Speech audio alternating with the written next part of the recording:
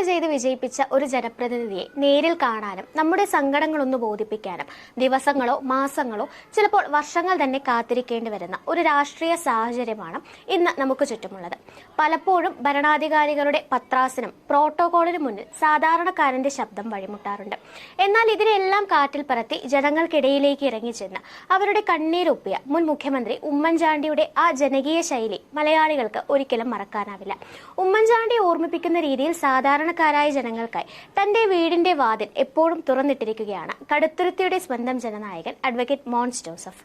സംസ്ഥാന ജലവിഭവ ഭവന വകുപ്പ് മന്ത്രി അഡ്വക്കേറ്റ് മോൻസ് ജോസഫിനെ ഒരു നോക്ക് കാണാനും തങ്ങളുടെ പരാതികളും സങ്കടങ്ങളും നേരിട്ടറിയിക്കാനുമായി ഞായറാഴ്ച രാവിലെ മുതൽ അദ്ദേഹത്തിന്റെ വസതിയിൽ വലിയൊരു ജനസാഗരം തന്നെയാണ് ദൃശ്യമായത്. നിയമസഭയിൽ 25 വർഷം പൂർത്തിയാക്കിയ മോൻസ് ജോസഫ് രാഷ്ട്രീയത്തിനതീതമായി ജനസേവനം നടത്തുന്ന നേതാവാണ്.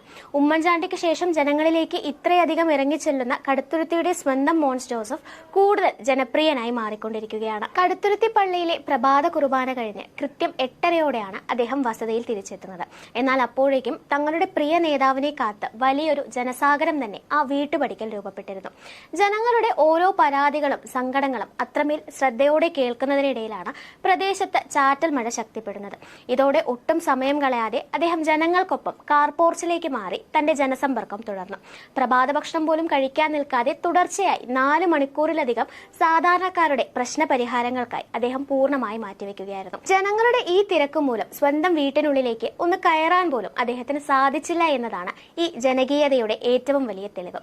അധികാരത്തിന്റെ പത്രാസിൽ സാധാരണക്കാരനെ മറന്നുപോകുന്ന ഭരണാധികാരികൾക്കിടയിൽ വിശപ്പിന്റെ വിളി പോലും മാറ്റിവെച്ച് ജനങ്ങൾക്കായി നിലകൊള്ളുന്ന ഇത്തരം കാഴ്ചകളാണ് ജനാധിപത്യത്തിന്റെ യഥാർത്ഥ ഭംഗി.